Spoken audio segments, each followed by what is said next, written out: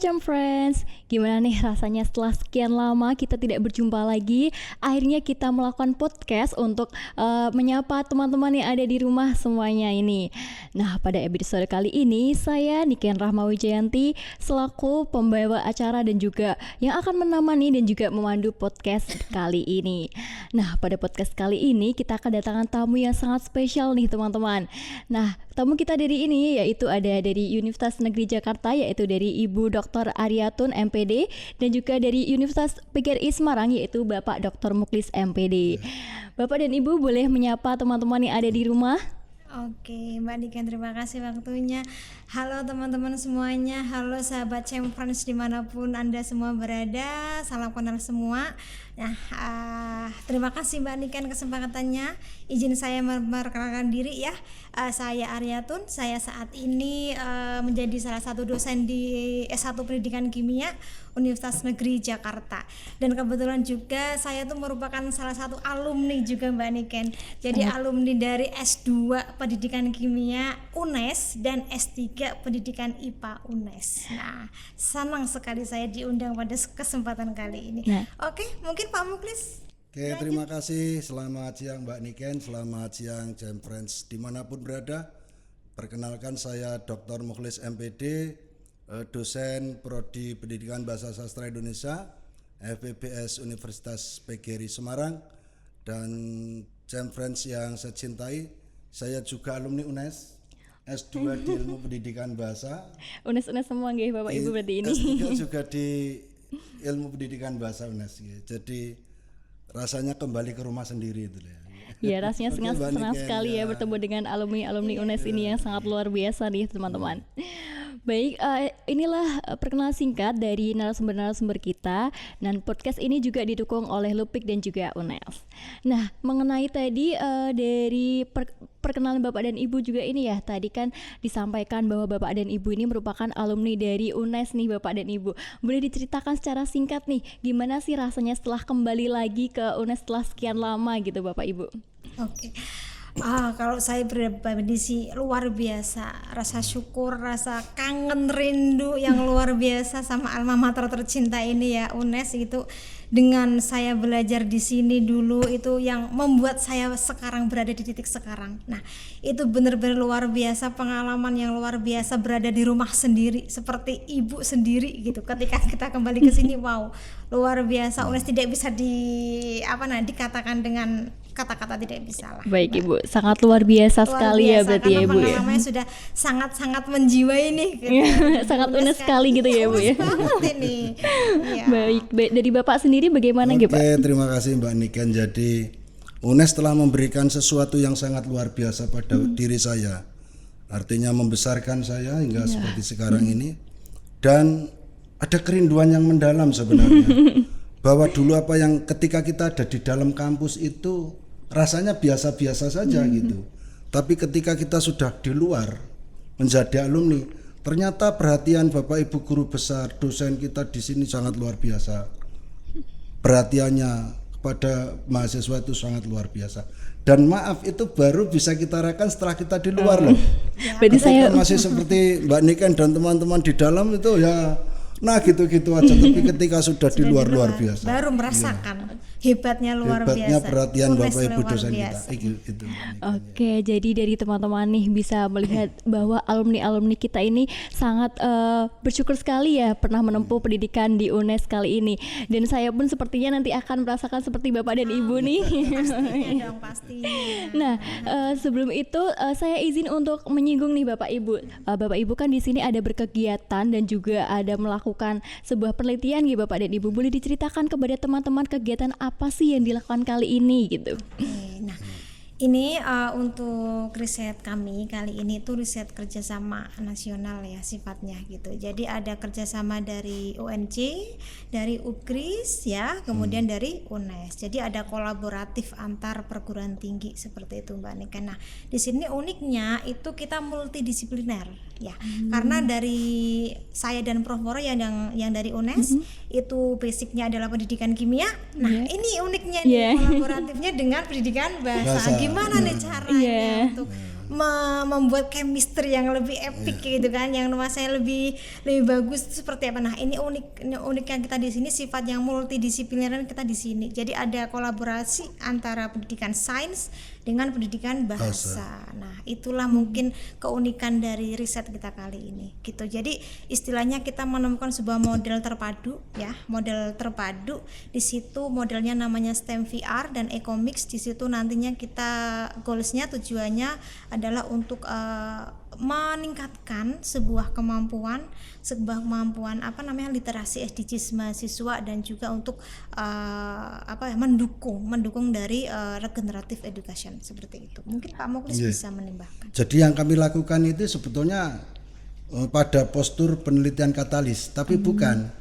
Kami ini penelitian institusional mandiri, tapi dikerjakan seperti layaknya penelitian katalis yang kolaborasi lintas perguruan tinggi. Itu uniknya di situ. Dan lintas prodi. Tapi bahwa dari situ ternyata kami menemukan tidak ada batasan prodi. Ketika seseorang ini mau mengembangkan keilmuan, berkolaborasi dengan disiplin ilmu manapun, no problem, tidak ada masalah. Buktinya kami di bahasa Indonesia kami kemas dengan kimia sangat luar biasa, dan kami berjalan sudah 2 tahun ini, dan insya Allah hasilnya bagus. Bahkan ini kami kembangkan modelnya rumah gadang Padang dan model rumah gadang Melayu Malaysia. Ini nanti lintas negara malah itu yang kita mau jual. Kira itu untuk bangsa ini gitu. Supaya apa yang kami lakukan di penelitian ini betul-betul berdampak pada dunia pendidikan, pada culture Indonesia juga gitu. Gitu, oke. Jadi kan tadi sempat dibahas juga bahwa ini tuh merupakan penelitian kolaborasi dari antara prodi dari pendidikan kimia dan juga pendidikan bahasa. Nah, sebelumnya dari kami nih izin sharing ya teman-teman. Jadi kan kita biasanya hanya melakukan penelitian dari satu lintas, jadi sama-sama dari prodi pendidikan kimia saja gitu Bapak Ibu. Nah, apakah ada kesulitan atau tantangan tersendiri antara dari kolaborasi lintas prodi ini gitu dari Bapak Ibu sendiri gitu? Oke.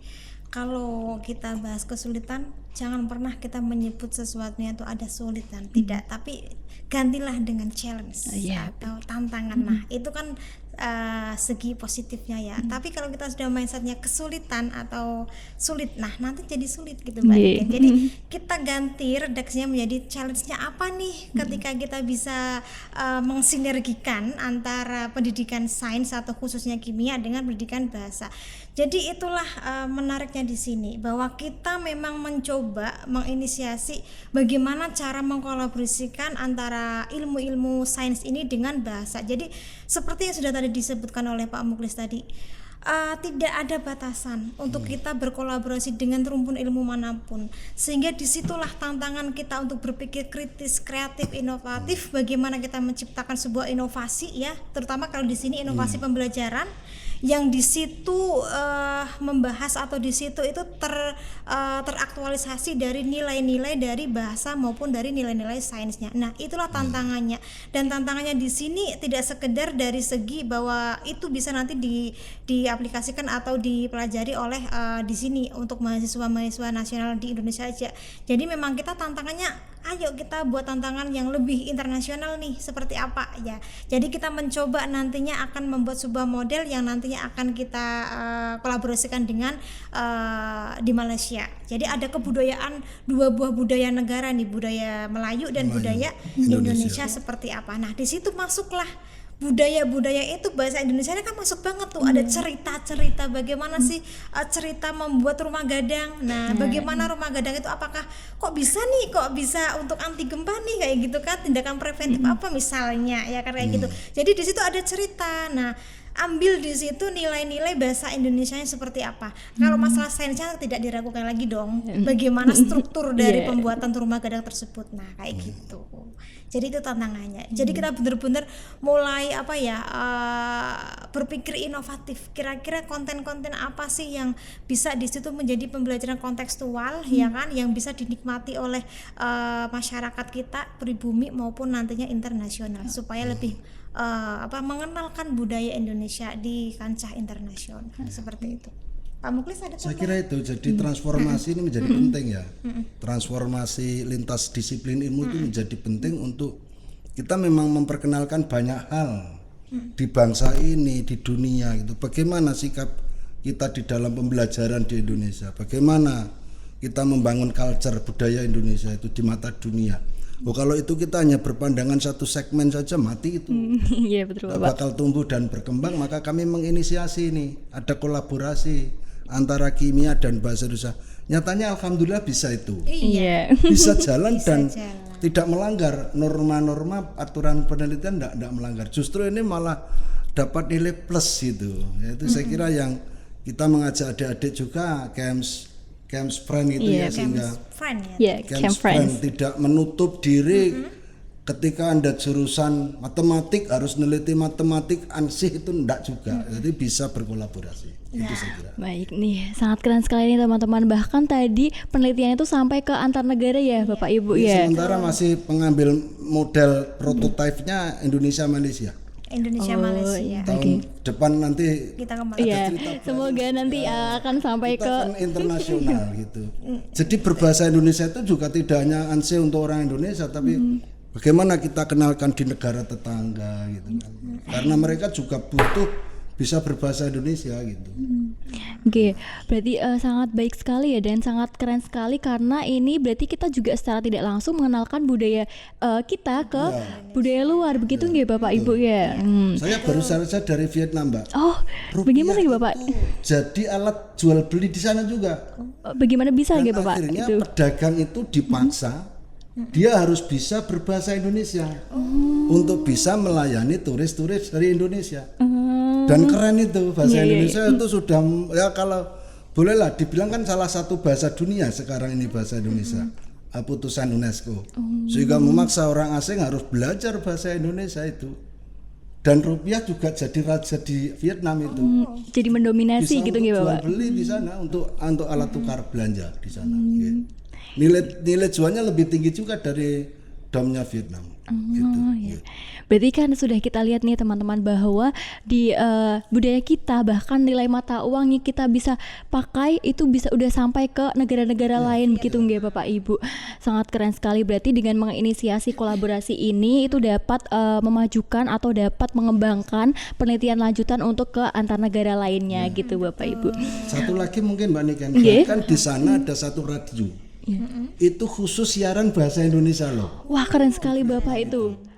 Itu membahas itu apa alumni itu, Bu? UGRIS itu punya Waduh, keren sekali itu alumni UGRIS bisa nih. Membangun podcast radio bersiaran berbahasa Indonesia. Oh, alah. Keren di situ ya. Itu aja tambahan. Sangat keren sekali ya. Berarti untuk teman-teman alumni dari UGRIS ini sangat bisa membanggakan nih.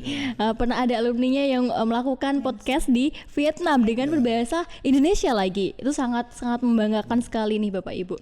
Oke, sebelumnya saya ingin bertanya lagi nih Bapak Ibu, kesan-pesan sekali dari penelitian tadi kira-kira dan juga harapannya untuk penelitian selanjutnya dari yang kita inisiasikan tadi. Kira-kira untuk masa depan kita nanti apa itu Bapak Ibu? Mungkin kalau dari saya sedikit aja ya. Jadi untuk Champ Friends dimanapun Anda berada ya teman-teman, itu pesan saya itu berkolaborasilah dengan multidisipliner ilmu apapun itu kayak gitu. Jadi jangan menutup diri terkait dengan saya hanya mau penelitian terkait dengan kimia saja misalnya atau dengan IPA saja. Jadi malah ayo buka peluang berkolaborasi, membuat sebuah inisiasi ide-ide penelitian yang kreatif terkait dengan disipliner dari berbagai macam ilmu. Misalnya kalau sains itu bisa nanti berkolaborasi dengan teknik kayak gitu kan, dengan dari bahasa, sosial kayak gitu kan, dan dengan berbagai macam disiplin ilmu lainnya. Itu menjadi sebuah hubungan yang harmonis yang nantinya saling keterkaitan, saling berkesinambungan dan pastinya saling berkelanjutan untuk kehidupan kita nantinya, seperti itu. Gitu Pak Muklis, mungkin ada tambahan. Jam Friends dimanapun berada, barangkali ini closing statement ya. Iya betul Bapak Ibu. Teman-teman Jam Friends, satu kata, harus berani bertransformasi. Ya, baik, keren Untuk sekali nih. meraih sesuatu yang luar biasa. Itu saya kira. Oke, jadi teman-teman berarti untuk pesan kali ini adalah janganlah takut atau kita harus berani mencoba untuk berkolaborasi dengan multidisipliner ya Bapak Ibu. Betul, karena dengan itu kita dapat melihat dari sudut pandang lain dan juga bagaimana nih nanti kita mengembangkan masa depan yang lebih baik untuk anak-anak dan juga untuk masa depan kita nanti gitu. Sepakat Mbak Nika. Baik, sangat seru sekali nih Bapak Ibu untuk sharing-sharing kali ini. Saya juga dapat ilmu yang sangat luar biasa dari Bapak Ibu, dapat informasi yang luar biasa terkait Vietnam tadi. Itu sangat luar biasa, info yang sangat bermanfaat ya Bapak Ibu. Mungkin cukup sekali ini dari saya dan juga semoga teman-teman yang ada di rumah dapat merasakan manfaatnya gitu. Sekian dari saya selaku pembawa acara dan juga para narasumber, izin untuk menyampaikan closing statement dan juga terima kasih atas teman-teman yang sudah menonton kami.